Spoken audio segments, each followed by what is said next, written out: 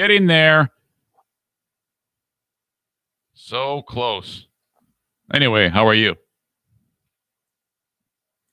Oh, God, this is freaking embarrassing. Yeah, live. That's a bad feeling. Okay. The live stream of the Eric Zane Show podcast brought to you by F45 in Byron Center, Michigan. They're online at F45training.com/Byron Center. Great group of people over there. I was talking with the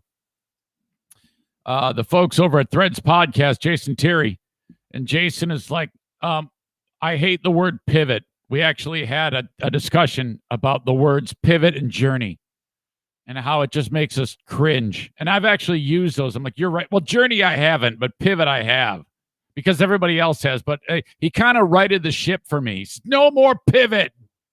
Anybody who uses the words pivot and journey too much are fucking, it's terrible.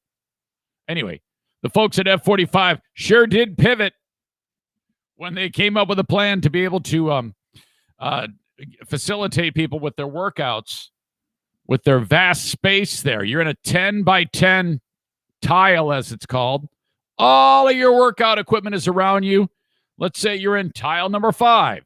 They've got all these big screen TVs in the wall. You look at number 5 and the animation of the guy doing the exercises. That's what you follow.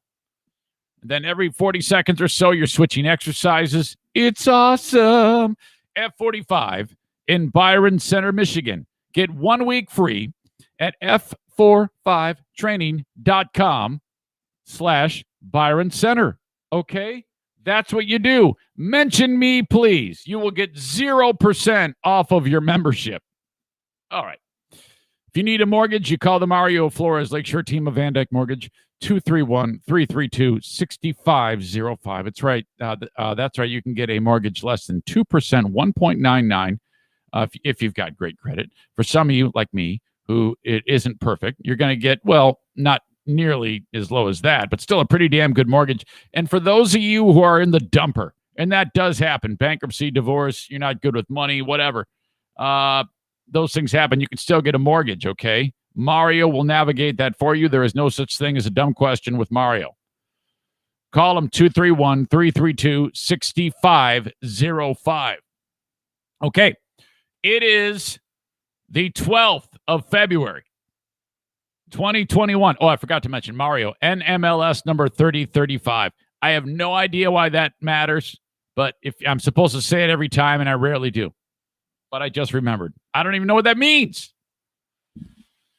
February 12th, 2021. We're coming to you from the Baldwin Ace Hardware Fear Bunker Studio. The Eric Zane Show podcast begins now. Go, Rick, go. Hello, this is Rick from TC Paintball. You've tuned into the Eric Zane Show. Listen in while slapping a knee or through gritted teeth. Hear all of Eric's opinions, even the correct ones. That's right, Rick. Thanks, buddy.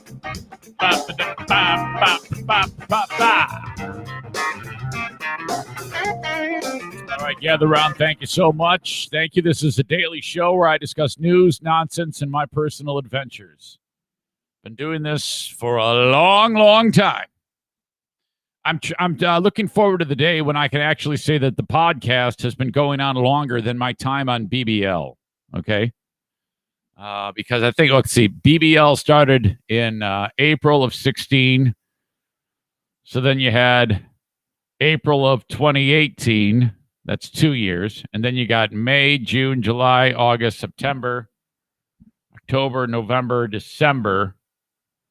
2 years, 8 months. So we're just over 2 years, 1 month on the podcast. I don't think I'll overtake the amount of time on the radio and GRD unless I would be here. I'd be so old. I'd be really, really old because I spent a lot of years there. But anyway, more on that in a second. This show covers news, nonsense, my personal adventures, like I indicated to you. Thank you so much. If you are watching it live on one of 3 sources, please do one of the following. First of all, if you're watching on Facebook, that is brought to you by Irvine's Auto Repair, Grand Rapids Hybrid. Thank you. Please share it. Please like it. Please put a mad face on it. He makes me so mad. The more mad faces, like the red mad face, it draws. People are like, "Oh shit, man, he must have freaked out." Do that. Please, it does help. Not to mention Twitter, a Periscope video brought to you by Blue Frost IT. Just remembered, Alan sent me a list of things that I need to talk about. Damn it, I should have gotten that ready. I'm so not prepared for the show. Periscope video brought to you by Blue Frost IT. If you could retweet it with a nasty comment, that would be sweet. I can always count on Sunshine Sarah and Bleeding Heart Brian to give me a snarky comment on the frickin' retweet. That would be nice. Thank you so much. We're getting plenty of people watching on Twitter, too, in the Periscope video. Thank you for that. Those numbers continue to go up, up, up. Thank you. Also on YouTube, brought to you by F45 and Byron Center, as I mentioned earlier. Eric Zane Show on YouTube. If you could, subscribe to the channel, bell notification, hit the like button, and then that's it. Okay. That's how you get the show live each and every weekday morning at about 8. Probably more like 8:07 on average. Never 8. 8-ish. Let's just commit to 8-ish. And then, of course, you can get the audio podcast wherever you download podcasts. I'm on all of them. Okay. And if I'm not on yours, just grab the RSS feed off of my website, ericzaneshow.com, and then boom. That's how you do it. That's how you do it. You can also grab the RSS for the Patreon. I do have a Patreon. More on that a little bit later on. I've been saying, I give you 20 hours of content a week on Patreon. I don't. I was doing the math when I went for a run yesterday. It's 12. It's no more than 12 because you got 2 episodes of the Lost Zane recordings. That's about 6 hours. Maybe a little under, maybe a little over. You have, on average, 30 minutes of Patreon bonus podcast Monday through Friday. That's 2.5 hours. That gives us 8.5 hours. Smarter Than a Former Drug Dealer trivia. I'll be generous and say that's a half hour long. So that's 9 hours. The Insane Asylum, that's an hour 40. So that's 10 hours and 40 minutes. And then usually an hour 20 with Ben. That's 12 hours. But that's still great. Most shows give you like 2 hours a month. I give you 12 a week on Patreon. Okay, man. I am, as usual, a bundle of energy, wound up, feel good every day. I am having too much fun to give a shit about anything. Okay? But today, I'm talking about these things. A dude builds his own guitar out of his dead uncle's skeleton. This story's been making the rounds, and I got to. Oh shit! I was supposed to pull the audio from that too. I don't have it. Boy, I'm really a disaster today. I can get it though. He claims to be like a metalhead, but I don't know how into metal this guy is. I don't think it's as shitty as Kenny's metal. It's terrible, but I don't know if it's that bad. And so, yeah, that's exactly what happened. The guy, when I say skeleton, it's a portion of his dead uncle's skeleton. Okay, I'll get into that in just a little bit. There's some more details on the Bruce Springsteen DWI disaster. I think he's going to beat this thing. I think it's all crap. I cannot believe he didn't get the home cooking discount and just, Bruce, come on, we'll just drive you home or we'll follow you home. Go home, Bruce. I cannot believe in the great state of New Jersey. You must have had some young trying to make a name for himself. How could you not let, that is as close to royalty in the state of New Jersey as that you're going to get. Unbelievable. A mom busts a peeping Tom the same way an NFL linebacker would. I was, did you see this chick? I was so impressed with the tackle. Oh my God. It was textbook. Jeez. Boy, could she move too. An update on Dave Chappelle and the Chappelle Show. Talk about that. Also, it's the end of the saga for Gorilla Glue Lady and the beginning of another saga for Gorilla Glue Man. Thank you to Dirk for sending that story late. You see, Dirk, that's what I'm talking about there. That's a great thing that you sent there. That's something to talk about. Dirk always sends me these shit links. For every good link he sends me this shit. You see, he's all wound up because Biden's in the White House, and that just it pisses him off so bad. So instead of actually doing a job all day, he sits there and watches like C-SPAN and gets mad and watches I don't even know what the press secretary's name is. It's the redhead, and Dirk just cannot stand this chick. And he gets so mad, and he sends me all these links of she can't even answer this question. Fucking, you got to talk about this. Fuck that. What are you talking about? Talk about this. What the hell's wrong with you? Quit sending me boring shit. More stories about people putting glue in their hair. Less about fucking politics, dum-dum. My God. Friend of the show, Bob Kaiser, is on the mend after a medical scare. Oh, boy. Man, I worry about him.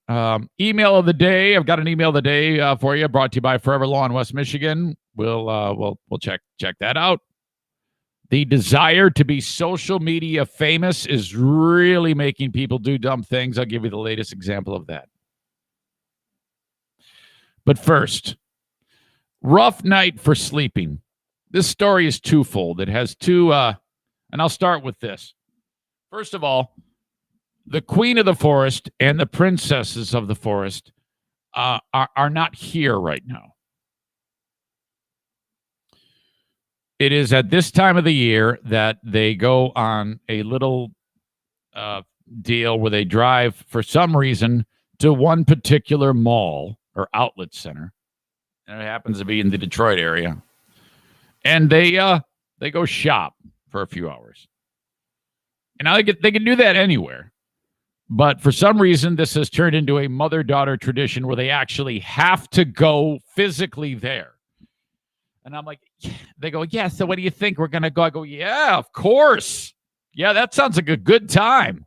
Man, I wish I could go. And so they go, and I don't know, whatever. They're looking for a prom dress for Madison, I guess. So I got a couple FaceTimes. Here we are. What do you think of this? They got their masks on. They got two masks on. They're two maskers. I'm a two masker. Dirk's sent me many links saying, yeah, whatever. What's next? Put a diaper on your face. Shut up. What do you think of this? I'm like, oh, man, it's beautiful. Yeah, well, we don't like it. Okay. How about this one? Oh, that one's lovely. I love that dress. Yeah, well, we hate it. Okay. Yeah, I'd like whatever you like. And then they spend the night there at some hotel room, and then they're probably going to get up momentarily and then come on back home. All right, great.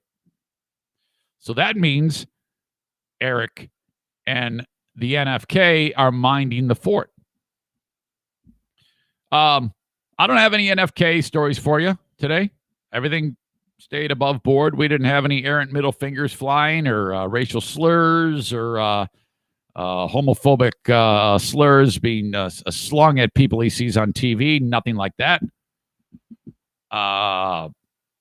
Madison says to me on the phone,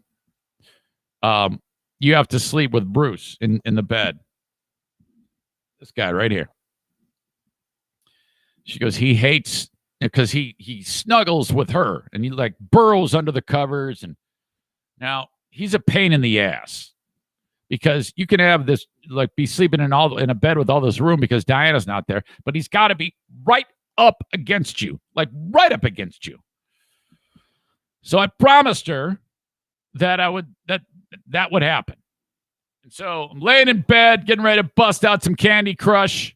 By the way, Linda Hall, how is it that I look on there, and Andrea, and I see that you guys, how do you have time or the ability to bust out 60, 70 levels a week? How do you do that? I suck.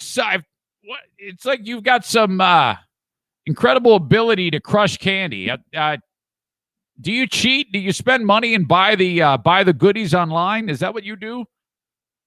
How is that even happening? Getting ready to do that. Madison reaches out. She goes, okay, is Bruce there? I go, yeah, here he is. She goes, oh, that's great. It's like, all right, it's fine. So now he is, his head is not facing me. Okay, he's turned the opposite way. His face is facing the bottom of the bed, the end of the bed, where my feet are. So if his face is facing where my feet are, you know what that means? That means his dog asshole is facing me. And there's probably, I don't know, 18 inches, maybe 2 feet of space of air. You know where this is going. Between my nose and his asshole. And so I'm crushing candy, and then it can, I don't even know how to describe it. It was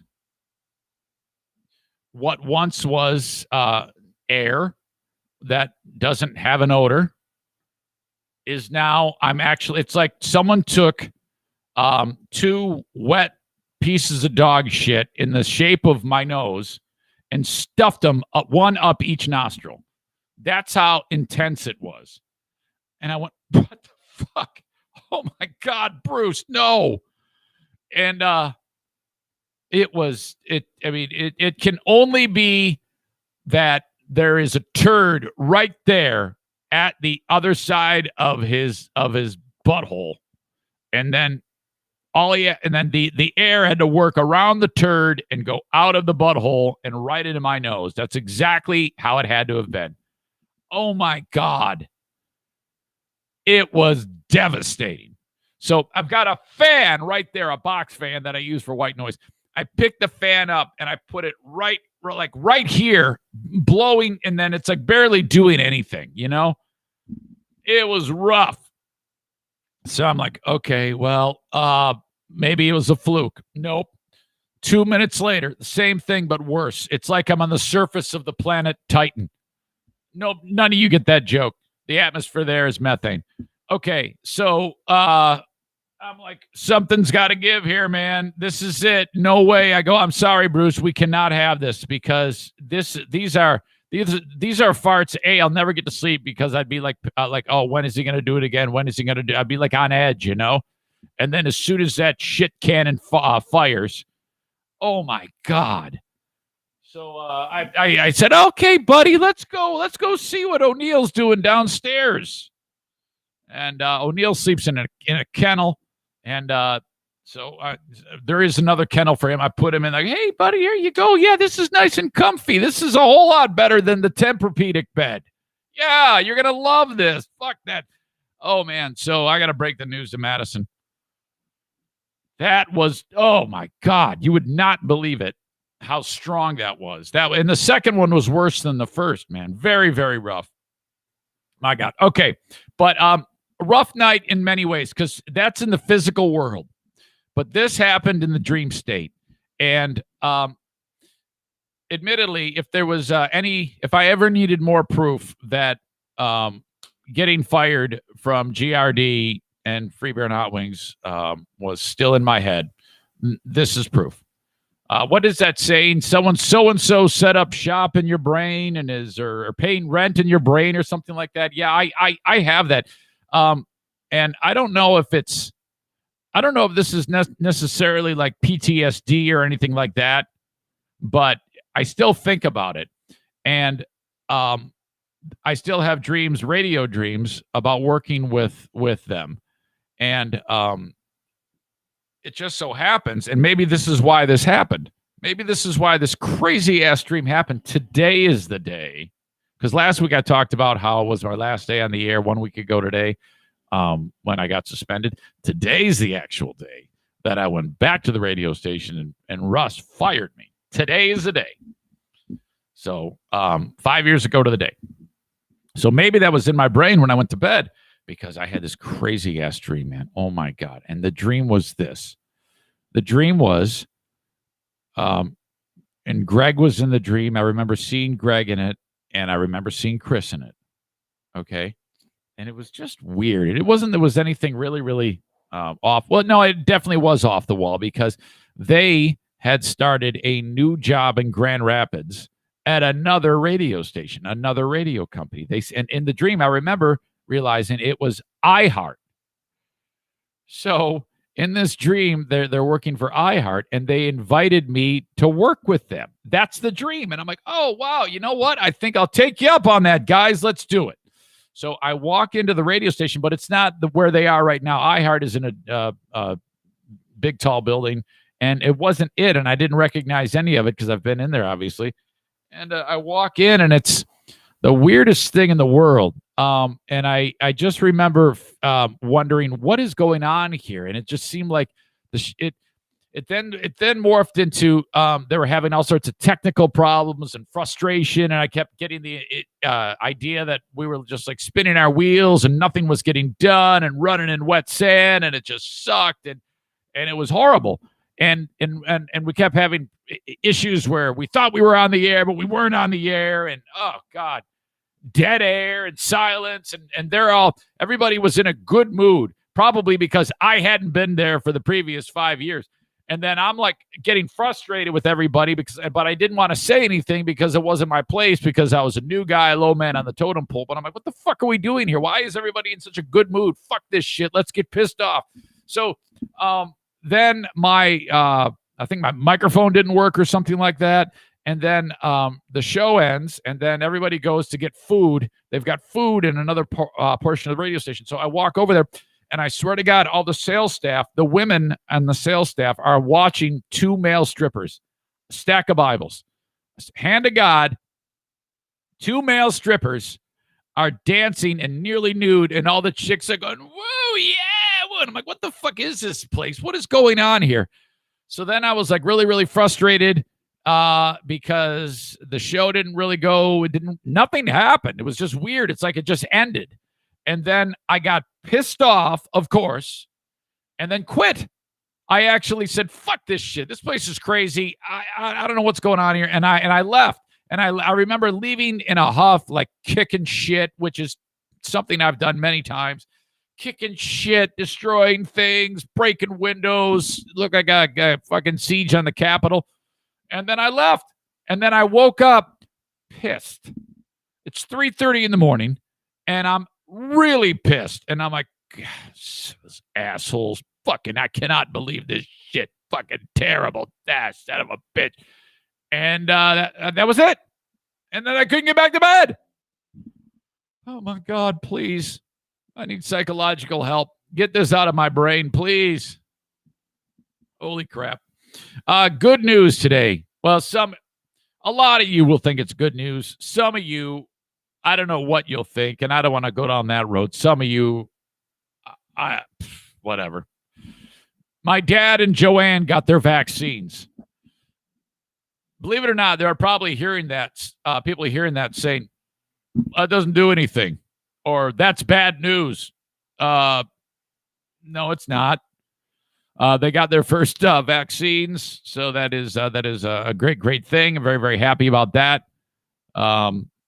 So just talked to him yesterday, a couple of weeks. I'll get the second one, and boom, we're in business.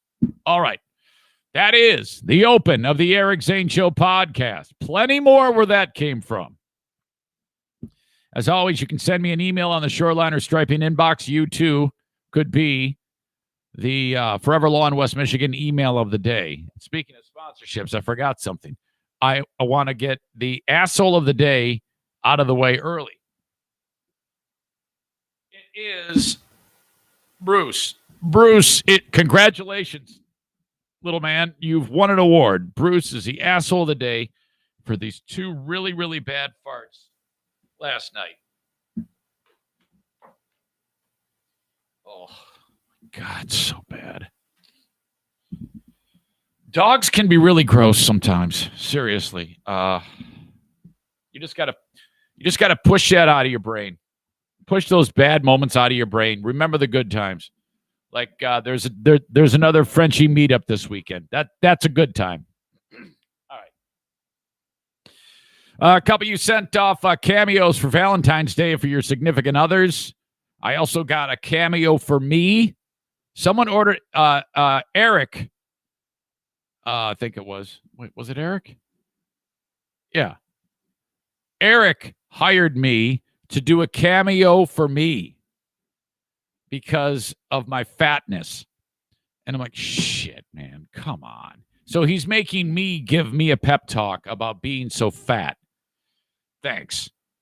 But if you have somebody in mind for Valentine's Day, like I don't want to tip anybody off, but there was one of you just reached out and said, hey, I've got Valentine's Day is just around the corner. Go ahead and salute my significant other. You can do that too. Cameo.com/Eric Zane or on the Cameo app. Okay. Thanks again to A&E Heating and Cooling. We're in kind of like this really dead spot for winter as cold air mass after cold air mass blows through. If you get in trouble and you need an after-hours service call, reach out to A&E Heating and Cooling. And do not forget about that device known as the Remy Halo. R-E-M-E, Remy Halo. The Remy Halo scrubs the air in your house. No joke, man. Eliminating viruses, bacteria, pollen, allergens, any type of pet dander, microbes, things that you don't want going into your lungs, okay? Joe can install this thing in about 45 minutes. Joe from A&E Heating and Cooling. All the other people who install this device throughout West Michigan are charging you between $900 and $1,000 to install it. They're marking it way up. Joe is not. The average person's going to get it for $750. Zane Show listeners are going to get it for $650. You don't believe me?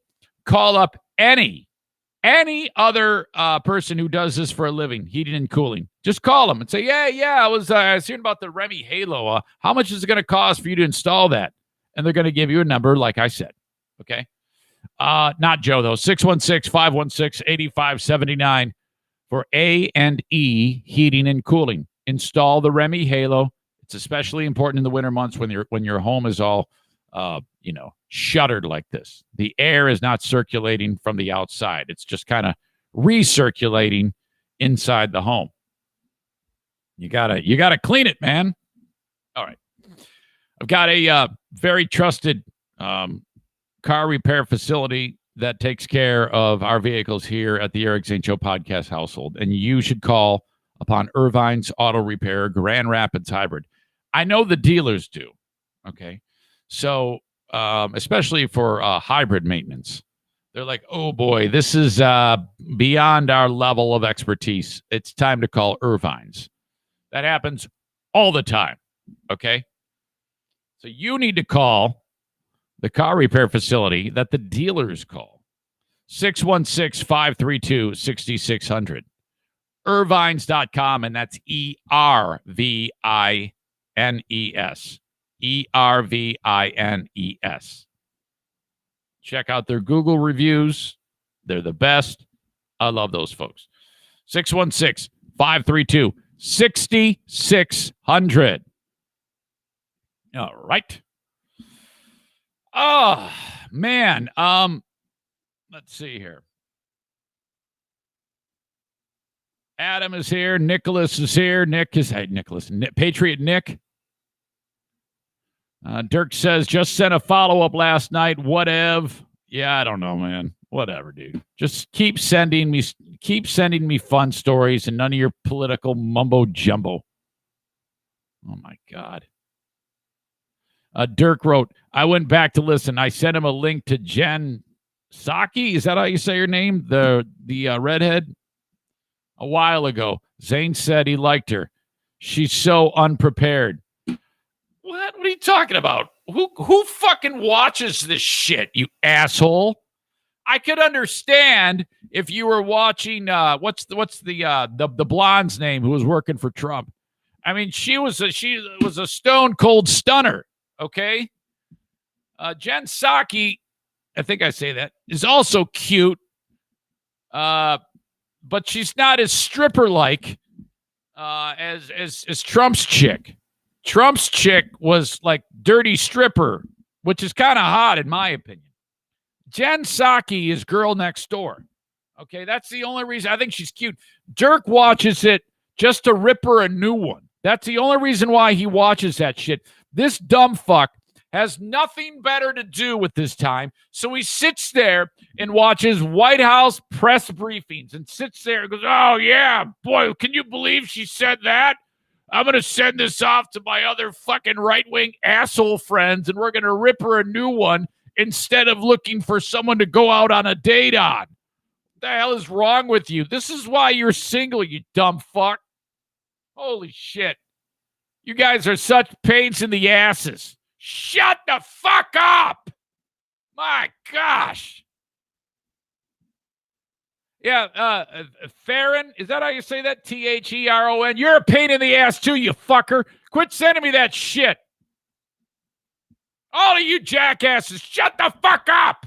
Send me good shit. I don't want to see this boring political shit, you bunch of fucking knuckle draggers.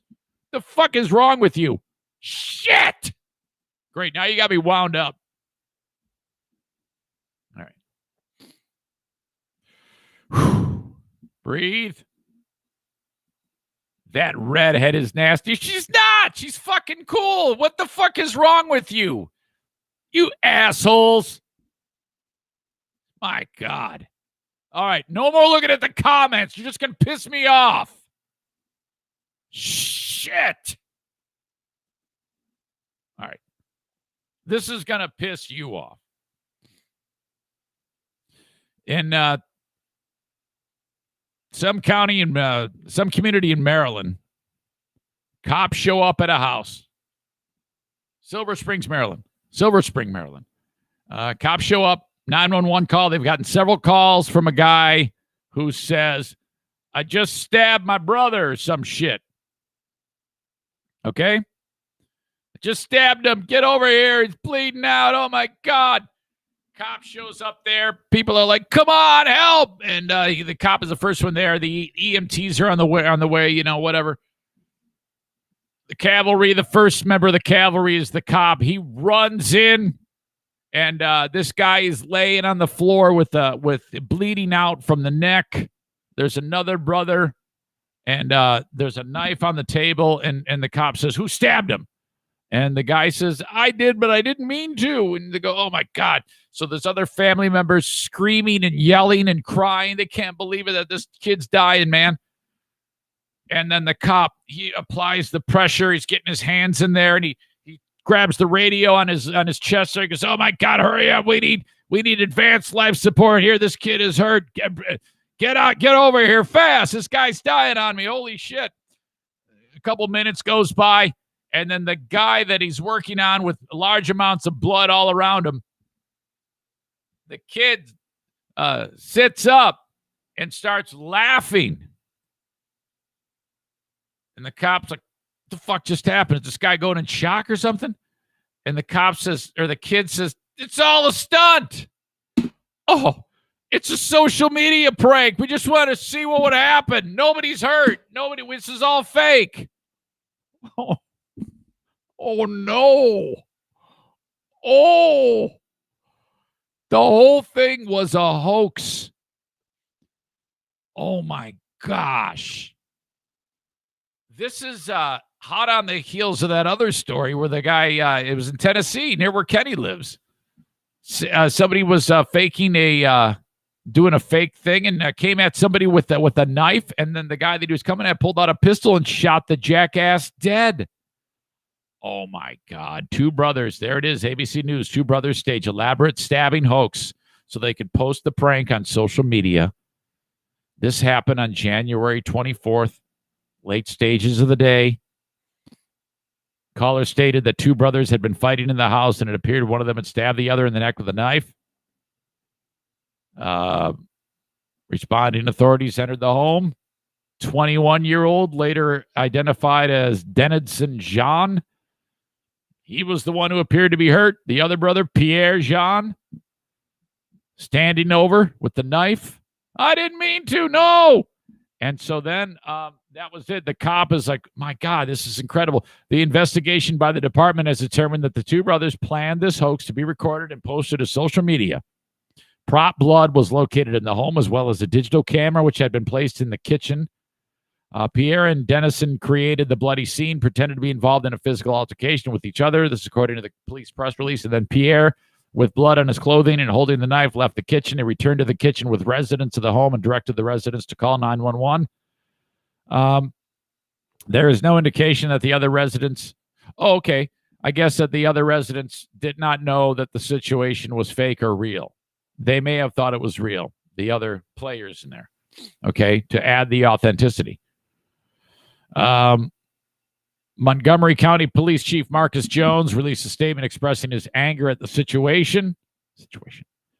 The suspect's decision to orchestrate this hoax for social media and set it into motion with directing a call to 911 demonstrated a total disregard for the numerous Montgomery County police. He talks about how we had to rush over there. We had the overhead lights on and the sirens were running red lights. Were causing unnecessary risk to the public and to the responders. Suspects created a dangerous and chaotic scene for the officers and other residents. I guess I could see if you're 14 years old. These morons are 20 and 21. These suspects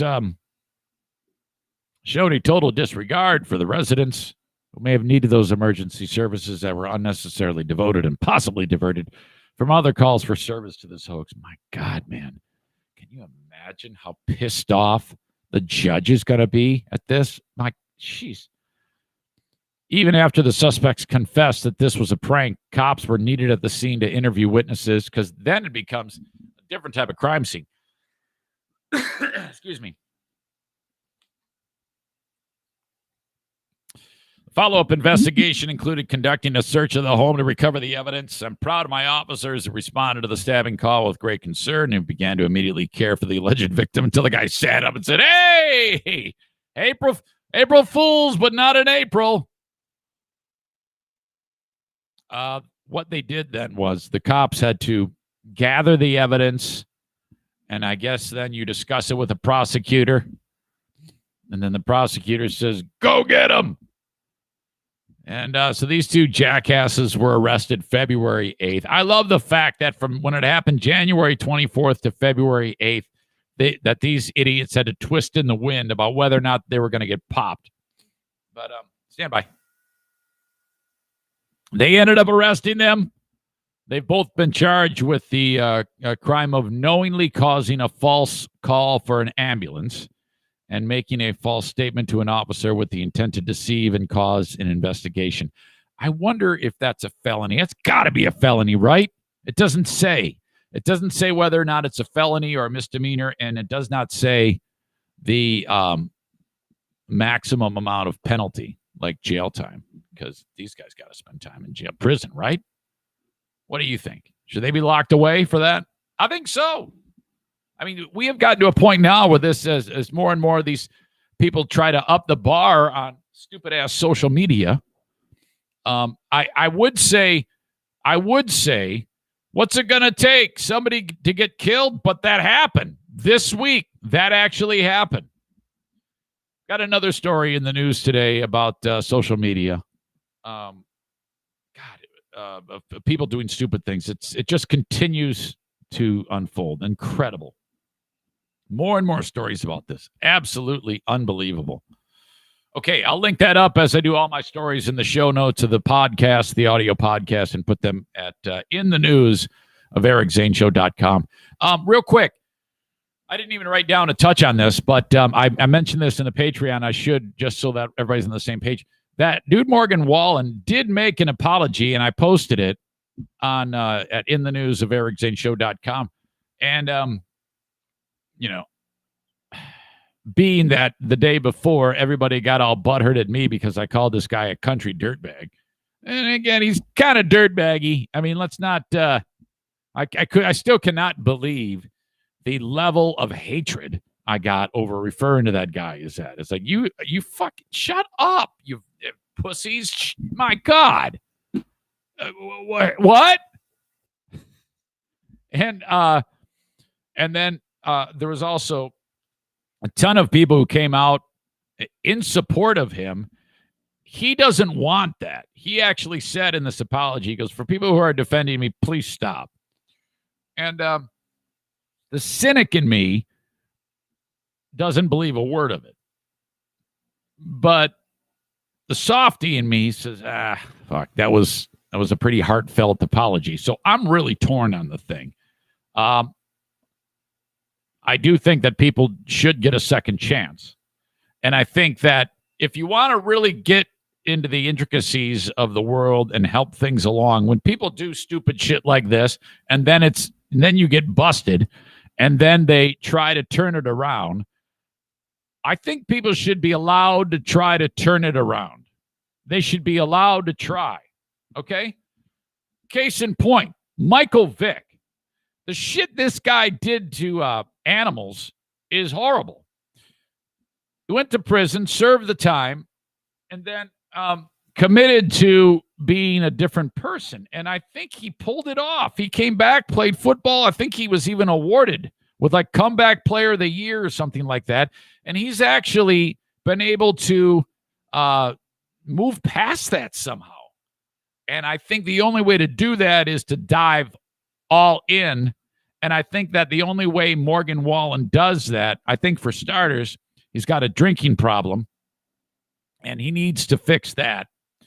And then you can't say that word anymore, and you got to be very transparent and upfront with people about its usage and what you're doing to try to take the next steps. And if you can accomplish those and be honest and be frank with people and tell people and update people and just kind of give them a state of how you're feeling as you work your way through this, then perhaps if the right people, black people, offer you the grace, take it, all right, of the forgiveness.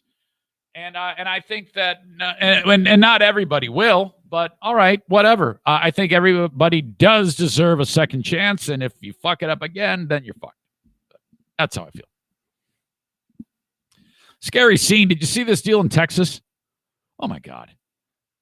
It's going to take a long time to clean this mess up, and people died on the in North Texas, Dallas-Fort Worth area is where this thing happened, and oh boy, icy roads, and people were cruising along, it was remarkable because you see footage of a tractor trailer semi looks to be going 75 miles an hour and cannot slow down at all, and there's already a mountain of destroyed cars. And it just smashes right into them.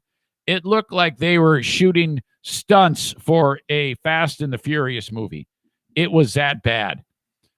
More than 100 cars piled up in 2 or 3 spots of trouble along the interstate. I've never seen anything like that. And as of the last news story that I read,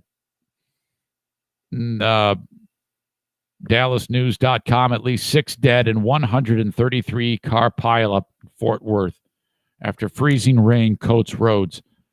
And I was like, how the fuck were these people going this fast on the road in the first place? What? Because that truck was screaming down the road when it collided into that pile of cars. I'm a little confused on that, because how were people not? How were you driving that fast in those conditions in the first place? I'm sure there's a detail that's not being discussed as to what happened. And people are already starting to point fingers at this in this story. A number of the people that were hurt were wearing hospital scrubs. It was a shift change at one of the hospitals downtown.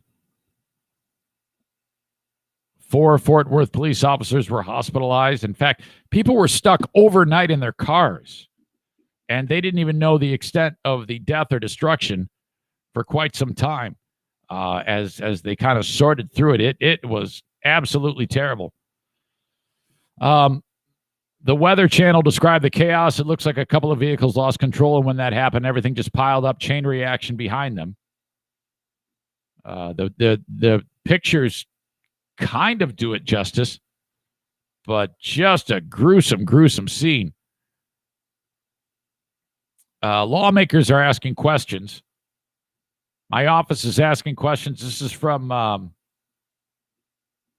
State Representative Raymond Romero Jr. and State Senator Beverly Powell. saying, my office is asking many questions and demanding answers. We have already had multiple discussions about this tollway's bottleneck design and lack of common sense safety measures such as a shoulder. And then there's talk about why wasn't the road treated. This tragedy deserves an immediate and thorough investigation. This inclement weather was foreseeable, and lives were lost because a private company did not uphold its end of the deal. Uh-oh. Texas Department of Transportation did not immediately respond for requests to comment. Boy. Maintenance crews started pre-treating our corridors on Tuesday and have been spot treating since then as this ice storm rolled through. Wow. Gruesome. If the clips of it, again, it was really, really unbelievable to see that truck at that amount of speed. It was like it was traveling on dry pavement at a normal rate of speed, and then suddenly was on an ice rink, like sheet, shiny ice, and it's just like sliding along. My God. Very, very scary. Okay, on to this. This guy, ooh, wow. This is the guy who built a guitar out of his uncle's skeleton. He calls himself Prince Midnight. I think he's Greek. I think he's actually from Greece. And he was able to get his uncle's remains. His uncle is the one who taught, his Uncle Philip is the one who got him interested in heavy metal music. Yeah, man, I love this guy. Yeah. You know why? Because it's metal and it's death. Man, I would love that guitar, man. It says Prince isn't some kind of morbid skeleton fetishist, but rather sought to come up with a practical solution on what to do with his uncle's remains. In Greece, the country's Orthodox religion frowns upon cremation. So his Uncle Philip's bones had been around for over 2 decades. Were they not buried? Are they short of room there? What's going on? Well, maybe they are. Prince decided to pay tribute to the man who taught him about the dark arts in the most metal way possible. This is from metalsucks.net. Old Philip's bones got quite a workout between then and now. He died way too young in a car accident. Had requested his skeleton be donated to the local college where it was medically prepared and rendered. Okay, so they basically took the guy, his remains apart, and used it for study. You know, people, I used to have, when I was in college, in the anatomy and physiology classes, there's actual cadavers. You go into a cadaver lab, or there's bodies that are there for years and years and years, and they're treated with formaldehyde, and they're prepared a certain way for you to examine them so that you can get really hands-on on the anatomy lesson. It was an incredible class. And when you're done, there's like a solution, because you can go into the lab anytime. It's open all the time. And you're sitting there looking inside a person's chest cavity and identifying various spots on the inside of the rib cage, or you're holding a human brain. This is all stuff we had to do. And then when you're done, you take the formaldehyde and you spray the body and put a sheet over it so that it's constantly being retreated with the preservative. So that's what this guy had done. And imagine the rib cage, okay, no arms, the spine, and the hips, or the like the hip bones, or the sacrum area. Okay, what would be the top of your legs? That's it. That's all we're talking about here. I'm describing this to you so that you can imagine what he's doing. He then gets a guitar neck. He constructs a neck, a fret where the frets would be, and the strings, go. And he puts that into the rib cage and bolts it on the inside of the rib cage. Then he gets like a pickup and solders it I guess, at the base of the spine, but his hand has to go inside of the ribs through the underside. He has to strum into the ribs, okay? And then the neck is kind of here. The ribs are like to the side, and you just hang on to the frets and you do your thing on the neck. And then he's got like outside of the pickups attached to the hip bones is like the volume control and the fucking whammy bar and all that shit. And that's it. He built a guitar out of his Uncle Philip. And it looks like shit. And it sounds like shit. This is this asshole playing his dead uncle's skeleton.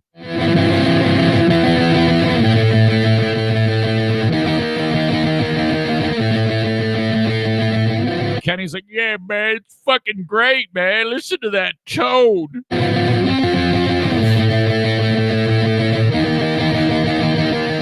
Yeah, man, it's awesome. I'm going to do this to myself. So that's like the most metal thing ever, I guess. So now this guy who nobody knew who this guy was. Now, like if you were to go to this guy's YouTube channel, he plays a bunch of shitty chords here and there. And I think the most watches he has on any YouTube video is like 100. So like twice the amount of one of mine. But this one, that clip right there has been seen like hundreds of thousands of times. He actually said, so I got the box of bones from the island from Greece, and I didn't know what to do at first. Bury them, cremate them, put them in the attic. All seem like poor ways to memorialize someone who got me into heavy metal. I don't know, maybe he lives in the U.S. So I decided to turn my uncle into a guitar, which proved to be challenging. I did a lot of research. No one has ever made a guitar out of a skeleton, so I did it. I started out consulting with two guys at Dean Guitars Wood Shop in Tampa, but they got cold feet and didn't want to do it. Anyway, Uncle Philip can now shred for all eternity. That's how he would want it. I'm super proud of the project and how it serves to honor him, his life, and his influence on me. It's just gross. It's really, really sickening. He calls it the Philip Skelecaster. Oh, my God. It just looks so poverty. It's just shitty. This is the type of thing. Dave Grohl is going to invite this asshole on stage at one point with his stupid Skelecaster. You mark my words. You will see this guy on stage with Dave Grohl. Let's see. As a bonus, Philip has sent us video of the guitar in action performing. Okay, maybe Kenny knows this. Performing Dark Throne's Transylvanian Hunger. Is that what that was? Is that what I was hearing there? Is this Transylvanian Hunger?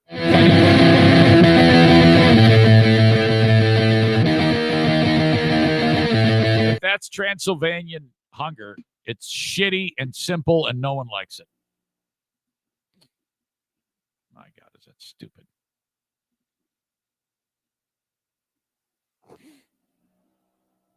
Nick writes, I hear he... Oh, fuck. Hang on.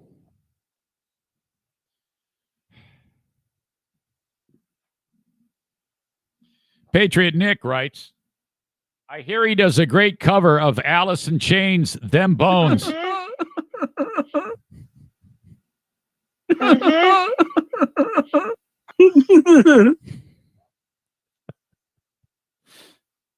You asshole. All right. So there you go. That guy's got his uncle in guitar form. Fantastic. Them bones. Come on, Nick. All right. Zaniac Zoom this weekend. Zaniac Zoom. Zaniac Zoom. Y'all want to make fun of me when I get fucked up in the Zaniac Zoom. Who's it going to be this weekend? Go to Zaniacs United and talk to Patriot Nick. You can get in on the Zaniac Zoom. Y'all want to make fun of me when I get fucked up in the Zaniac Zoom. Oh. Are we going to beer bong another third beer? Fuck, man. I'm fucking hammered. You can also find out about the next time Nick's going to do his big Zaniac Eric Zane Show podcast trivia contest. That is very kind of him. Thank you, Nick. I am blessed to have silly, silly friends like you all. Thank you. Okay. Tonight's the night. Patreon with Ben. Okay? A little bit of jizz, some anal, some queefs. Ben and I will be doing the Ben and Eric Patreon podcast. You must be part of it. Now, I want to do something a little bit different because every time we go live on Patreon on the video live stream, for some reason, it takes like half an hour before the comments work. So if you are going to be joining us on the live stream and you want to participate in Bet on Ben, send me the email now or sometime today. Send me the email that you want to play. I usually go through about 4 or 5, maybe 6 players, depending on the speed of the game. So as they come in, first come, first serve, when the show starts, I will invite you to the Zoom. I'll invite you to the Zoom. Y'all want to make fun of me when I get fucked up in the Zaniac Zoom.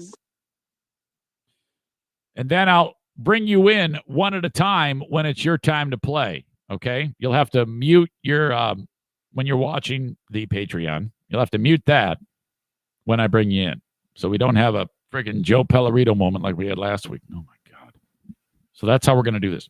Reach out now or sometime very soon. Eric at ericzaneshow.com, because the comments are always nutty. They always just start working like halfway through it. I don't know what the fuck is up with it. That's tonight on Patreon with Ben. I encourage you to try it. Okay?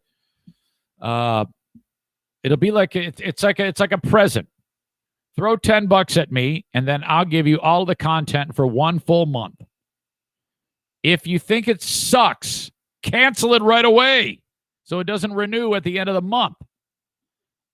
You'll get the rest of the month. If you like it, though, then sign up for a full year, and I'll save you 10%. You get 10% off when you sign up for the year. So what was $120 is $108. If you do the audio only, what was $60 is $54.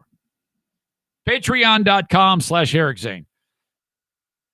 That's just one of the ways that we're able to keep doing the podcast for free. I with the sponsors supporting the show and you on Patreon. That's it. That's all we got. And well, here we are. 2 years, 1 month, and 6 days. What the hell?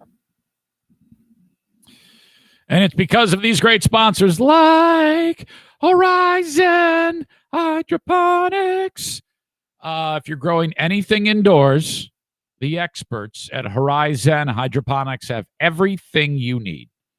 There are people, believe it or not, who as a hobby love growing things indoors without soil, other than cannabis. Okay? And that happens a lot, believe it or not. I was like, yeah, whatever. Everybody's growing pot. What are you, crazy? And they go, no, it's true, man. And for everything you need to grow stuff is Horizon Hydroponics. They ship it anywhere in the USA. I'll leave these off for a minute. Orders $250 and over is free shipping. And if you use the coupon code ZaneShow at checkout, you save 10%. So that's not bad. Also, brick and mortar stores on Alpine and Grand Rapids. And Byron Center is the Growers Outlet, Kalamazoo and Lansing. For Horizon Hydroponics, HORIZEN, hydroponics.com. I just did that Growers 101 with John over there. And he's always got these. I'm always impressed with the product lines that they have available for people. It's a thing. It's like a block. It looks like you take your what you're growing, and it's made out of coconut husks, like the outside of a coconut. This organic neutral medium. I'm getting the terminology down because I talked to John so much. Is like ideal for growing something like this without soil, and it's really, really cool. Made from coconut husks. It's incredible. And then you just add your nutrients to it, and boom, it takes off. Awesome. HorizonHydroponics.com. Blue Frost IT. How about these folks? They just reached out to me and said, Zane, we got something going on where a number of things that we have going on at Blue Frost IT, a full spectrum IT consulting and support company offering a broad range of services to the clients to ensure all aspects of their network is managed and secure. How about that? Services they offer clients at Blue Frost IT. General help desk and support, in person or remotely. That's what I got. I got that. Network administration, new office setups and moves. That's great. So we're going to a new place. We need new tech. You call Blue Frost IT. Office rewires, network drops, network wall jacks. You go into a place, it's like, this is a great space, but it doesn't have the infrastructure in the walls. They do that. Backup and disaster recovery planning and implementation. Everything just fried. Where's all our data? They can try to get that back for you. Wireless network security, VPN, cloud network support, virtualization. No idea what that means.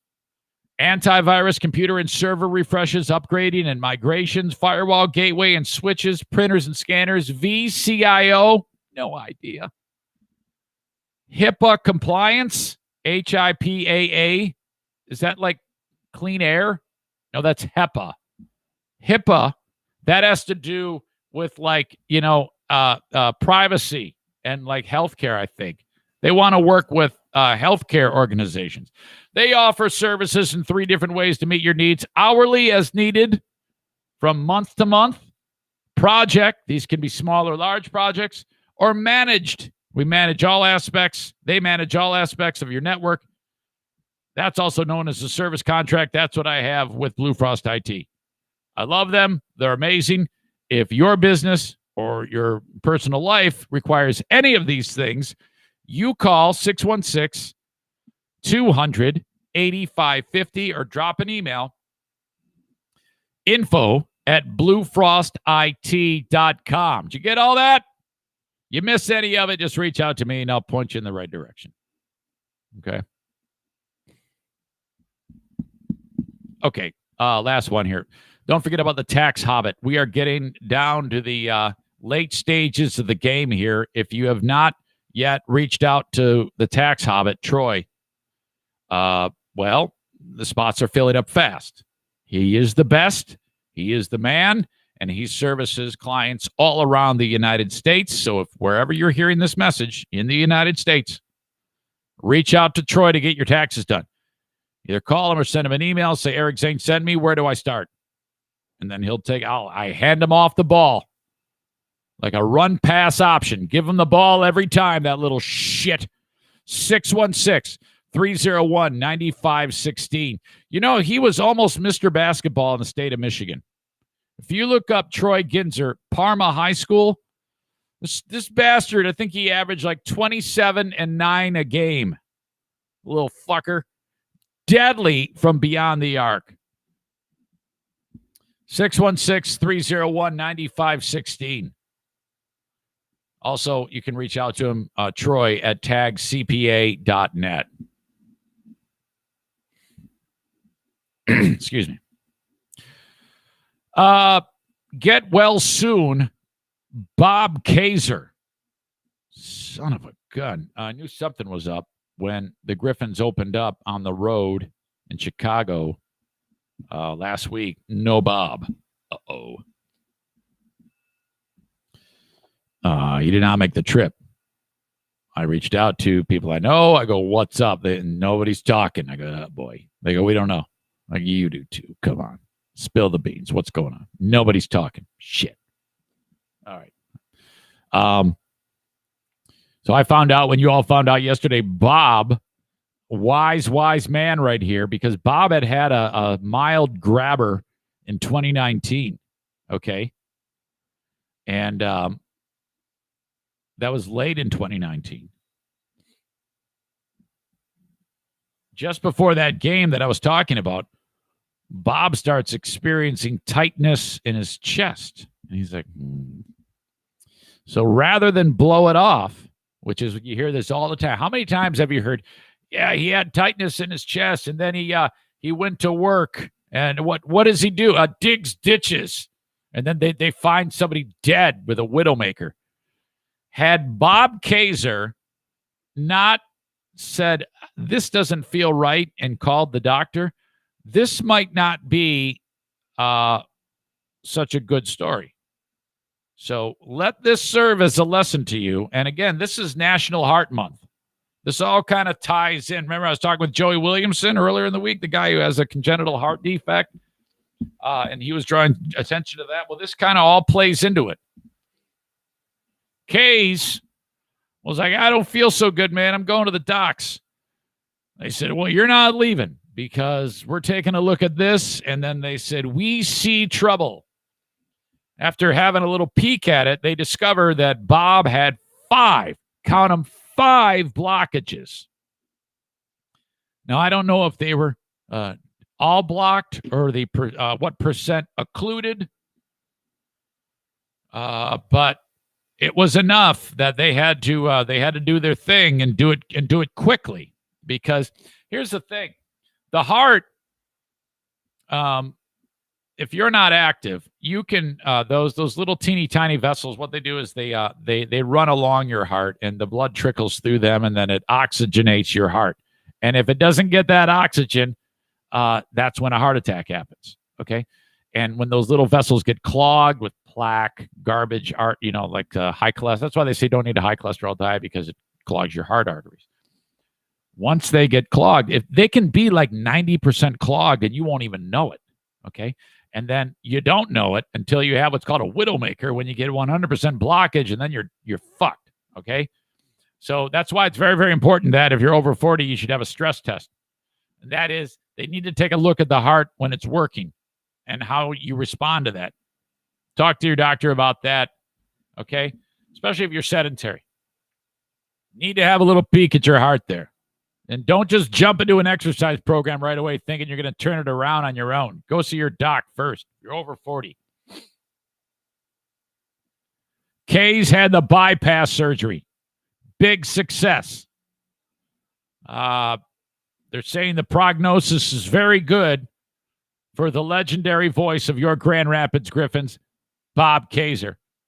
Bob's a big deal.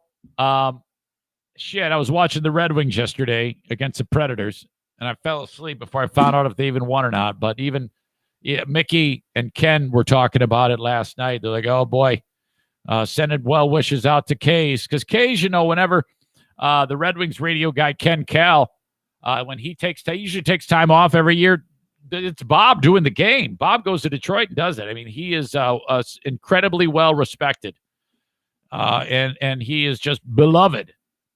They said there was a scary timeline between doing the surgery quickly and needing to get the blood thinners Bob was taking out of his system, because they can't do the work until the blood thinners get out. So they're like, okay, don't move. We got to let time pass in this medicine to leave your body.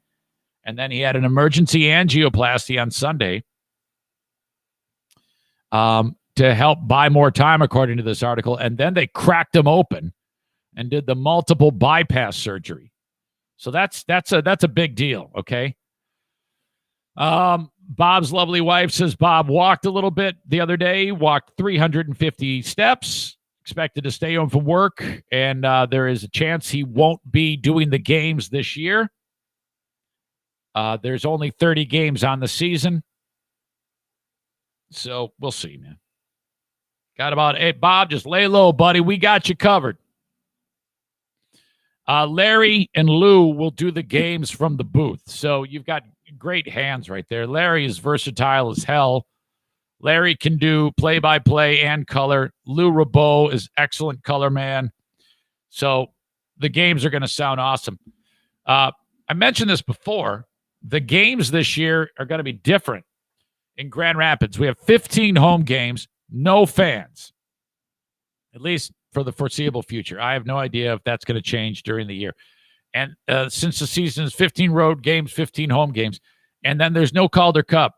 You stay in your division, you do a round robin, interdivision, and then they say, yeah, you won the division, but that's it. And the point of this is just for these young guys to keep their legs moving, keep them playing for the parent club. Again, this is developmental hockey, and you got to keep these guys developing. So that's what we're doing. The good news is all 15 of these games in Grand Rapids, Michigan, are on what's called WXSP, the X, which is the Wood TV affiliated television station. The X, you see about they have that My TV affiliation. All the games are going to be on there. And guess who's going to be part of the broadcast team? Your old pal, Eric Zane. I have a different role with the team this year. I am not the PA announcer this year. I've never done this before in my life. This is the first time I've done it. So what we're going to do is we're treating the games, since they're going to be on TV, the play-by-play is going to be Larry and Lou, both on the radio, on Wood Radio, and on the television broadcast. So it's like a hybrid. But before the game, after the game, and in between the periods, your old pal Eric Zane is teaming up with Mike Knuble as we are the what's the guys that do it on Fox Sports Detroit? We're the John Keating and Larry Murphy. So okay, this is something new.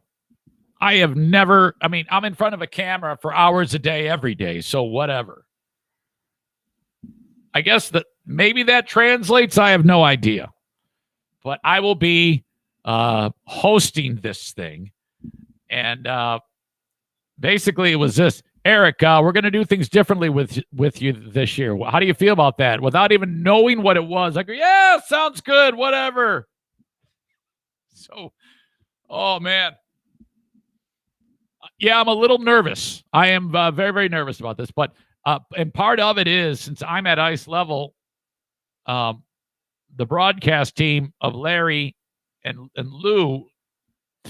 Zane, what do you see down there? Oh, yeah, Joey Hickens is getting his head caved in right now. Larry, he just took like 6 big, gigantic paws right to the face. I think all the teeth are out of his head now. Back to you guys in the booth. That's going to be me. So I'm looking for, Joey Hickens. Oh my God. He's you know how nosy he is. Third man in. He just got throat punched. All right. So I'm looking forward to that. That'll be fun. The first game is 20th. Yeah. Saturday the 20th. Right? Yes. Saturday the 20th. That'll be the first game that I do. A little bit nervous. It's going to be a train wreck. The first one always is. You don't want to watch. I mean, when you watch it 3 or 4 games in, when we have our stride, when we're getting it down, it's the first couple that I'm most likely to say nasty words on TV. And that's the thing I'm most scared of. It's like the NFK. I got to convince myself, don't swear, no matter what. You're always on a live mic. Don't, because this is going to be, I'm going to say something terrible. I'm going to be like a freaking Tom Brenneman, and then I'm going to have to move. I'm going to be canceled. My God. Did you see the clip of the mom in Texas tackling the peeping Tom? This was incredible. The cops have been called to this neighborhood. At broad daylight. The word is there's a peeping Tom who was looking in somebody's windows at some chick changing. You pick it up in the video from the dash cam, just looking down the street.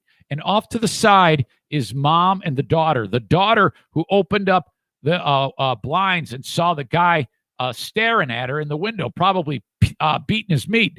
So she's like, "Oh my God, mom!" So they're looking around the house and they can't find the guy. The mom, Phyllis Pena, and the kid are in the shot of the dash cam. And then you see the mom kind of bow up because they see the guy. And the guy starts running. And this is like made for TV because the stupid shit, he runs right in front of the cop car. The cops are wandering around the backyards. They're not there. And then the girl goes, "Help, help." And then the mom starts tracking him like Junior Seau, God rest his soul. Like if there's a receiver that's got the ball and trying to get yards after the catch, Junior Seau with his speed would just hunt that son of a bitch down.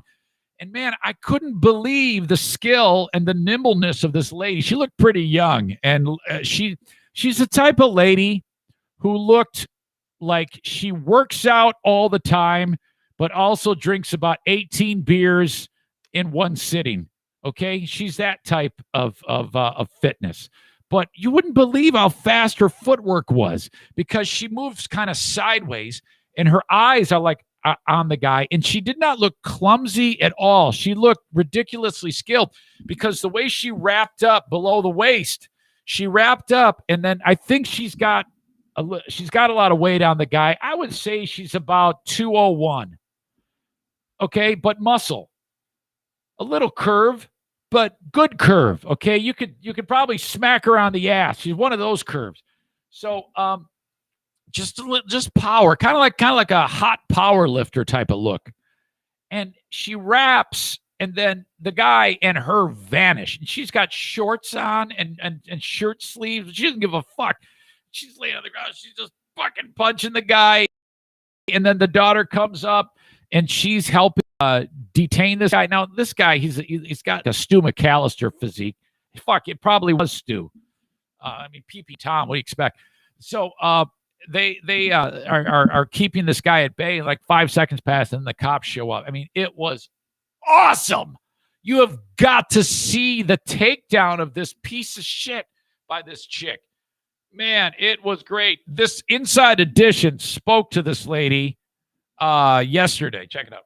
Mom is getting nationwide notice for the way she tackled a guy she says she spotted peeping through her teenage daughter's window. Cops were called, but as it turns out, it was Mom who nabbed the suspect. She talked about it with Les Trent. Do not mess with this, Mom. Phyllis Pena says she arrived home to see a creep peeping into her 15-year-old daughter's it was Stu. Bedroom. The suspect took off, and Phyllis gave chase, as seen in this police dash cam video. In a moment's reaction, I'm like, oh my God, he's coming my way. He's coming this way. It's great. And my daughter's like, Mom, no, don't. And I'm like, no, there's no way I'm letting him get away. Once she gets him to the ground, her daughter runs over and helps hold him down until the officers catch up. You tackled him on the hard pavement. I mean, you guys both have both gone down hard. Yeah, I didn't think that part through whenever I tackled. Concrete and shorts don't mix very well. She did a good job. She was willing to step in and put herself in harm's way and held him until officers could take him into custody. The suspected peeping Tom has been identified as 19-year-old Zane Hawkins. So next time anyone tries messing with this mom Zane or her Hawkins. daughter, better think twice. They might get sacked. The 19-year-old suspect has been charged with possessing a controlled substance and resisting arrest. All right. Oh, my God. Yes, that was sweet. It was a great tackle. You got to check it out again. Show notes in the news of ericzaneshow.com. Dave Chappelle is back on Netflix. Chappelle's show. He was a little over the top on the drama and telling the story. He posted it to his Instagram. It was a 10-minute performance titled Redemption Song. Okay, I'll link it up for you. He posted it late last night. If you remember, Chappelle was like, don't watch, hey, everybody, motherfucker, don't watch a show on Netflix that nobody watch it. Okay. Netflix began airing Chappelle's show November 1st. They pulled it on November 24th after the comedian complained that Comedy Central's owner, Viacom CBS, had licensed the show without his approval. Okay. So Comedy Central, if you remember, he left Comedy Central as a big deal. You remember that way back when? And it's been ugly. And so Comedy Central had the nerve to take that material and then license it to Netflix. And he doesn't get any of that. It's bullshit. Dave says, I called them and told them that this makes me feel bad. And so Netflix did the right thing. Chappelle said in a clip posted to Instagram on the morning of November 24th. They agreed that they would take it off of their platform just so I could feel better. Netflix, which has been airing stand-up specials from Chappelle since 2016, has a lucrative contract with Dave worth tens of millions of dollars. Aha! They didn't want to jeopardize that. Now, 3 months later, and 15 years after Chappelle famously walked off the show that aired on Comedy Central between 2003 to 2006, we have a resolution, according to Chappelle's telling. Comedy Central reached out to him to make things right. He says, I never asked Comedy Central for anything. If you remember, I said, quote, I'm going to my real boss, and I came to you because I know where my power lies. Chappelle said to the audience, I asked you to stop watching the show, and thank God Almighty for you, you did. You made that show worthless because without your eyes, it's nothing. And when you stopped watching it, they called me, and I got my name back, and I got my license back, and I got my show back, and they paid me millions of dollars. Thank you very much. Chappelle then thanked Netflix CEO, co-CEO Ted Sarandos for his courage, and Chris McCarthy of Viacom CBS for making the past right. Finally, after all these years, I can finally say to Comedy Central, it's been a pleasure doing business with you, Chappelle said in closing. So that's it. So I guess it's good to go. All right. Funny dude. I like him. I guess. And then he revealed he had COVID. Glad he's okay. All right. That is that. Finally. Put that to bed. Now we can go watch it and not have to worry about it. Excuse me. Okay. I've got a paintball event coming up on the 28th of January. Famous last words. This is what Rick said to me. He goes, hey, man. And he said it like 1 million miles an hour. Hey, man, I got a great idea. Okay, what is it, Rick? Okay, we're going to have everybody pre-register. Okay, cool. Yeah, they got to pre-register. They got to pay in advance. Okay. How are we going to do that? Well, I just got to have them pre-register.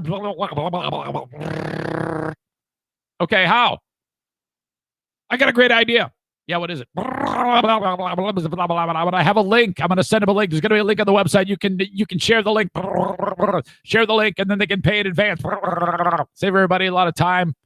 And then we know that they'll come. Okay. How does it work? Well, I'll have my web guy make the link. He's fast about that. It was like 10 days ago. The hell are you doing? Who's the web guy? Well, let me call him out. Get his bitch ass moving. All right, so we're 16 days away. I have no link. So until the dumb fuck gets this done, let me know that you're coming. Here's the details. It's Sunday, February 28th at 5 p.m. Get your group and send me an email, eric@ericzaneshow.com, and tell me that you're coming so I can get a head count. If Dum Dum gets the link done, I'll send it back to you and you can sign up. I'll also post I'm posting a event invite on Facebook, and I'll post that. You can respond to that as well, and when I get the link, I'll put it on there. But until then, that's what we're doing. It's $35 whether you use Rick's equipment or not. Ryan, mask, gun, paint, you get it all for $35 plus the field time. We're going to play Jelly Ball. That's going to be awesome. Jelly Ball, not paint, little balls about the size of a marble, made of jelly. They don't break when they hit you, and you can hold. It's like a handgun. You're holding it. It's got a little hopper, and it goes. It's like high impact Nerf. Okay, so much fun. Join me the 28th of February for the Eric Zane Show podcast, Paintball War number 12, the Midwinter Massacre. Pizza party beforehand from BC Pizza Grand Rapids. And there we go. It's a frickin' party. Number 12. It's a Sunday, 5 p.m. See you there. Reach out to me. Okay. Another several thousand people in Grand Rapids are going to be vaccinated. I don't care what Dirk says. The vaccination is good. You must get the vaccination. Okay? It is saving lives. The infections are going down because more of you are getting vaccinated. Thank you. Ignore the false noise from the dumbasses.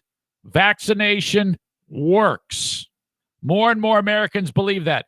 87% of Americans now say they will get the vaccine. All right? 1.5 million Americans a day are getting vaccinated. They are running out of vaccine in some spots, but they will have more soon. Very soon, we will be at 70%. Right now, we're at 10% of America is vaccinated. It needs 70%. Get the vaccine. All the information can be found at the Kent County Health Department's website. If you are living in that neck of the woods, accesskent.com/health. Do not believe the noise from dumb shits. The vaccine works. accesskent.com/health. Anything vaccine related and even COVID testing can be found there. All right. That's like my hardest sell of it ever. I will fight anyone in the street who wants to fight about the vaccine. Not really. I take that back because you guys probably will. You'll probably bang on the door and then I'll just say, go away. Get out of here. Okay. Now, I need to look at the comments to see if Dirk's whining. Let's see if Dirk's whining. Mitchell says he's registered at Meyer. Good man. Thank you, Tarantula Farmer. He's waiting for his turn. Kenny says, Dirk said he's getting vaccinated in 2 weeks. I don't think that's true. All right. Stu here? No, I don't think so. I love going back and reading the comments. Okay. Dirk said you should have bet on the Preds last night. Are you saying that they ended up beating the Red Wings? Shit. Hold on a second. I gotta see that the Red Wings stink so bad again. That coach Jeff Blashill. I mean, I love that guy, but I don't know if he's gonna make it, man. Yeah, they lost. Fuck, man. The Red Wings, they might have the least amount of points in the whole league right now. They've played 15 games. They've won 3. They've lost 10 and 2 overtime losses. They only have 8 points this year. Does anybody have less? Let's see. Who has less points than the Red Wings? The only team that has less points than the Red Wings are the Senators. Oh, my God. Watch, the Red Wings will finish with the worst record in the NHL. They'll end up getting like the 4th pick because the NHL is a stupid-ass a policy lottery deal. My God, I hate that. All right. Joe Martinez says it's another heartbreaking season. Yes, it is. Rick Steinbach, he heard me making fun of him. He's referring to Throat/Dale as Knuckles. Oh my God, Stinky Knuckles. Stinky Knuckles is what you mean. Rick, what is going on with that link? Give me the phone number of the web guy chump who I can call on the podcast and ask this asshole what the hell is he doing? How long does it take for a link generation and build that shit? I mean, that's what you pay the fucking guy for. Oh, my God. Hey, Eric, I got a great idea. I'm going to build you a link. And it's just not happening. What are you doing? My gosh. You little fucking troll. Hurry up. I think he's taller than me. All right. Let's talk about Springsteen. More information about this. I'm really confused. How the hell can you be arrested for a DWI when you blow a .02? Still not sure. Rolling Stone says this. New details have emerged since the report of Bruce Springsteen's arrest surfaced earlier this week. I guess my first question on this side note is, how the hell did this, I think they need to look into how is it that nobody found out about this right after that? In New Jersey, I mean, outside of like the president showing up there, Bruce Springsteen's the biggest thing in New Jersey. Always has been. Okay? How is it that he can be popped and that word is hush hush? Okay? Because if he's taking shots of liquor with, first of all, people who recognize him on the side of the road, how did they not talk about it? How was this kept under wraps? Good question. November's arrest. Springsteen was arrested at Gateway National Recreation Area in Sandy Hook, New Jersey on November 14th. According to the police report obtained by Vulture, Springsteen told a cop he had drank 2 shots of tequila in the last 20 minutes. They could smell the booze. All right. I mean, well, if you take a couple shots of tequila, I could see that. Said his eyes were glassy. That happens. Does not mean you're intoxicated, though. The report continued before stating that Bruce, who was arrested for DWI, performed a standardized field sobriety test and observed 4 out of 6 clues on the horizontal gaze test. That's the one where they ask you, hey, follow my finger or follow my flashlight, okay? With their eyes while keeping their head still. So if you kind of like turn your head, that's a big problem. You just want to follow with your eyes. You don't want to move your head. So if you get pulled over this weekend, remember that. Don't move your head. A source familiar with the case told the Asbury Park Press that Springsteen's blood alcohol content was 0.02, a quarter of the legal limit.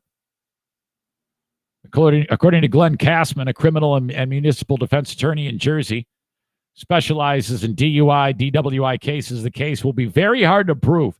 I would say that they're never going to prove DWI based on that, says Kassman, commenting on the police report. There's a chasm, a Grand Canyon between probable cause to arrest on suspicion of drunk driving or operating a vehicle in an intoxicated condition and proof beyond reasonable doubt that he did so.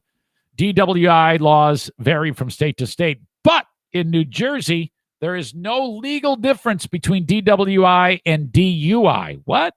That's true. This attorney said there's nothing in there to suggest that there's any other substance apart from alcohol. The fact that Springsteen technically faces federal charges because he was arrested in a national park, that plays into this. They don't come close to establishing that he operated his vehicle in an intoxicated condition. So this sounds like a bunch of bullshit to me, frankly. On Wednesday, Jeep pulled the ad. They said, I don't know. Bruce driving around middle America in an old school Jeep. It just had the optics of this. It already looks bad enough that this stupid ad doesn't have the UP. Let's just wait till next year's Super Bowl. This has been can you imagine the people at Jeep, which the headquarters is along I-75 in Troy, Michigan. The fact that they published the ad without half of Michigan on the map, that was bad enough. Like, oh my God, it's a public relations nightmare. The only thing that could be worse is if Bruce Springsteen was a drunk or got pulled over for drunk driving. Oh, shit. Fuck no. Oh, my God. Fucking pull the plug on the whole thing, man. Screw it. Oh, what a nightmare. I think actually Jeep, I think there's a way you can measure how much publicity you get based on these types of stories. I think they may have gotten more. I think Jeep maybe talked about more after the ad campaign, not because of the ad campaign, but because of forgetting the UP and Springsteen getting a DWI. All right. Springsteen will have his first hearing towards the end of this month. And that's that. No big deal. I don't think this. You should never consume any alcohol. You should never. Well, I take it back. If you go out to eat and you have a drink and you're not intoxicated, that's legal. That's people do that. And he wasn't drunk. So what the fuck is this all about here? This is bullshit. This should not be happening. He should not have been arrested. I don't know how. No one's really answered that. How can a person be arrested on a DWI? Pat Collins, my pal Pat Collins, he weighed in on my post. He provided a little bit of insight on it.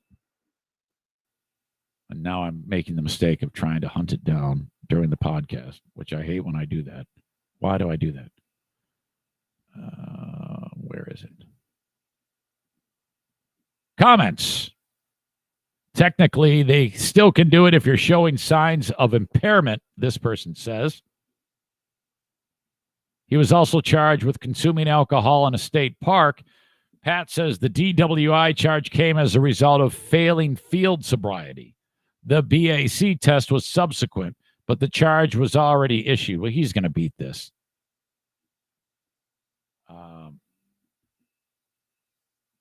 All right. And then I wrote 0.008. I got to edit that. Dumbass. Like it matters now. Dummy. Okay. Let's get into the email of the day. It's brought to you by my friends at Forever Law in West Michigan. Okay. Online at foreverlawn.com/WMI. For your business, for your home, whatever it may be, synthetic grass is something you should explore. It increases the value of your home. It is maintenance-free. It's got a guarantee on it for 15 years. It's all good.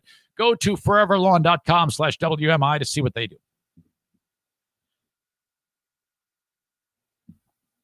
Then I'm going to tell you, I'm going to end the show with my story, because I saw in that Springsteen story that the Asbury Park Press was quoted.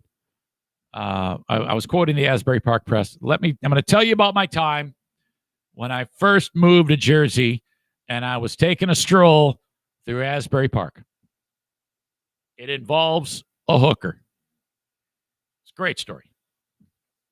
It's an old story. I've told it before. Some of you will be hearing it for the first time, but it's a great-ass story. Todd writes this. Dear Eric, I felt compelled to write you and tell you how much I thoroughly enjoyed the podcast yesterday.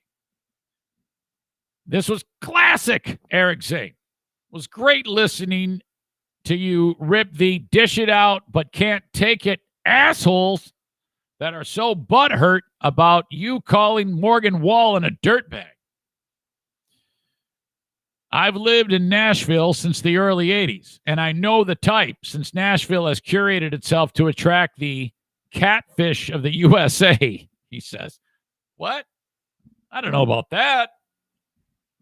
Anyway, he writes also, I am always up for a good pants conversation, be it Joel from the Deltaplex or the NFK, for what it's worth. Kevin's story about his pants ripping and his ass hanging out of his pants.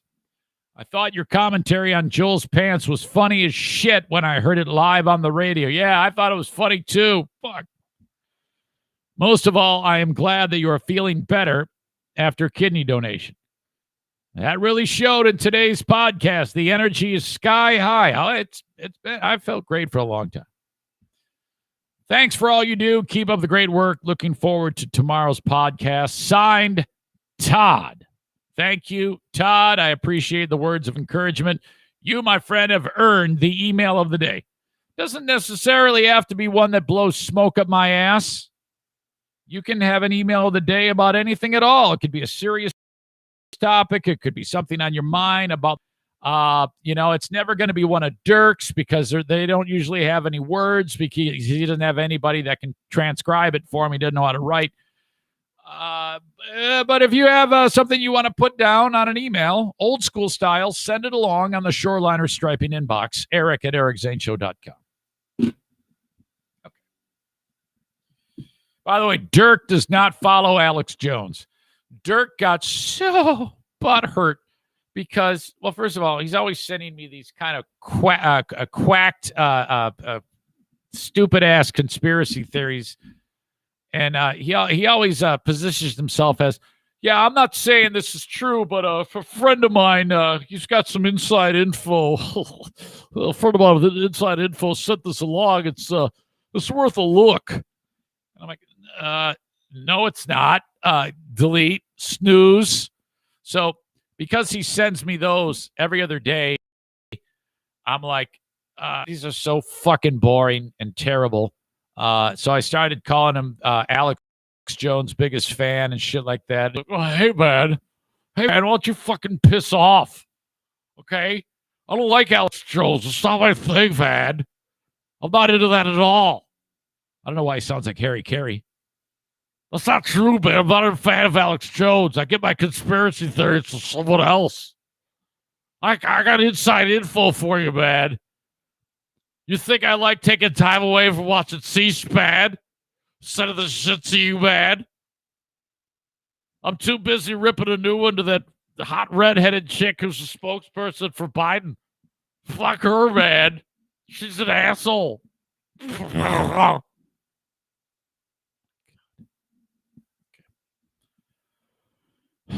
So, late spring, early summer 2002.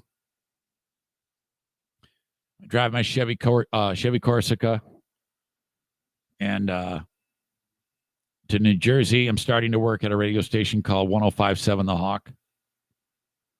In a weird turn, I stayed at the Tinton Falls, look it up, Tinton, Tinton Falls Holiday Inn, where, I'm not making this up, about 15 years prior to this, there was a mob murder that took place there. Seriously, if you look up Tinton Falls Holiday Inn murder, you will see the story. That's where I'm at. This was a time when someone was sending anthrax through the mail at lawmakers. And the big thing was if you take Cipro, that will keep you inoculated from an anthrax attack. At the time, I was taking Cipro because I had something called epididymitis. In your balls, the epididymis is a series of vessels that helps transport jizz. When they get inflamed, it's called epididymitis. So I drive across the country from Tennessee to New Jersey with my balls hurting like hell. It was awful. And I'm taking Cipro to alleviate the issue. I get to Jersey. My plan is to go out on this pretty bright sunny day and go for a run, come back, get cleaned up, and then I'm going to go drive anywhere. I ended up driving through Asbury Park. But I want to go for this run. I'm all alone. My wife is pregnant with our third child back in Tennessee. I had to leave them because I had gotten fired from the frickin' radio station in Tennessee after I shoved fucking Dave Sachs, that asshole. But anyway, so here I am in this hotel in Tinton Falls, and I get in on my running gear and I go running. I get about a half mile into the run and I start to puke, like big time. What the fuck happened? I go another half mile, I start puking again. I'm like, well, there's something wrong. I turn around, I make it back. I've gone 2 miles at this point. I'm vomiting uncontrollably the whole way. I have no idea what's happening. It dawns on me, I don't know, because this is not something I would do, to have this type of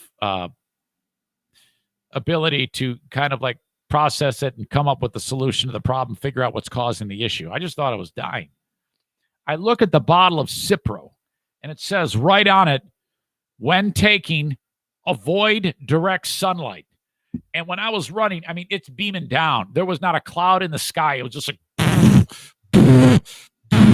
and I'm like, oh, yeah, here I go. I'm running my ass off. Alberto Salazar, yeah. It's the medicine. The medicine's making me puke. I'm like, oh, fuck. Ah, shit, man. Son of a bitch. Fuck, shit. Damn it. I did this to myself. I was like, all right, well, at least I solved the problem. So I'll wait till it clouds up a little bit, and I head over to Asbury Park. I'm driving in the main drag there, and I noticed, I'm like, what the fuck is going on? I have no idea that this is a disaster area. Now, Asbury Park now, I don't know if it's all like this. They have turned it around. There's been like a revitalization on Asbury Park. This is a seaside community. Okay, it's right on the ocean. Legendary Stone Pony is there. I mean, this is, and then for the longest time, though, it was a dump. High crime, a lot of drugs, a lot of prostitution. It was awful. half-built buildings, dereliction all over the place, dilapidated buildings, rundown, abandoned crack houses. I mean, it's bad. And I'm driving through Asbury Park. I'm like, what the fuck is this place, man? My God, I thought this is supposed to be a nice community. And I get to a light. And I look to my left. And I am the only white person within sight. It's all black people. And so I guess because I'm the only white guy, that meant something. I either want drugs or I want what waved to me. And that would be this hooker who's standing right there. And I take a look at her, and she's waving at me. Now, I have no idea it's a hooker. I thought it was a nice lady saying hello to me. And so I did what you shouldn't do, and I wave back. And I'm at the light. And she goes, motherfucker, let's go make some money. And she puts her purse over her shoulder, and she starts walking right towards the Corsica. I'm like, what the fuck just happened? And here she comes. Skin-tight clothes, high heels, big fat ass. Here she got big giant titties. Here she comes. Oh, my God. This hooker is walking towards me. And I'm like, what the fuck? I'm scared shitless. I'm like, oh, my God. What did I do? I ran the light. Right to the light. I'm gone. Smell you later. See you, hooker. Oh, my God. I was so scared. Like, I got to get the hell out of here before I get arrested. This is all I need, man. Holy crap. Incredible moment.